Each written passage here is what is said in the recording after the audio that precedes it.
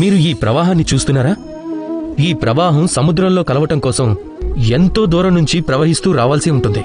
ఏ జలమైతే కింద ప్రవహించకుండా పైకి లేవాలి అనుకుంటుందో అది కలగా మారి తన అస్తిత్వాన్నే పోగొట్టుకుంటుంది. ఇక అదే విధంగా ఎవరైతే ఈ జలాన్ని తాగాలి అని కోరుకుంటారో వారు వారి మోకాళ్లపై ఉండి వారి చేతులను దోసిళ్లుగా మార్చి ఈ జలాన్ని తాగాల్సి ఉంటుంది. ఎవరైతే మోకాలిపై ఉండకుండా ఈ జలాన్ని తాగాలని కోరుకుంటారో వారు దాహంతోనే తిరిగి వెళ్లాల్సి ఉంటుంది. కొందరు ఇదే విషయాన్ని మర్చిపోయి వారు ప్రేమని పొందాలి అని కోరుకుంటూ ఉంటారు. వారి కోరికైతే ఎంతో స్వచ్ఛమైనది అయ్యుండొచ్చు, కానీ ఆ ప్రేమ సమక్షంలో వారు తగ్గాలి అనుకోరు. ఇది సంభవం కాదు కదా. ఒకవేళ మీరు వాస్తవంగా ప్రేమని పొందాలి అనుకుంటే మీరు వారి సమక్షంలో తగ్గాల్సి ఉంటుంది. మిమ్మల్ని మీరు సంపూర్ణంగా సమర్పించుకోవాల్సి ఉంటుంది. అప్పుడే మీకు ప్రేమనేది దక్కుతుంది.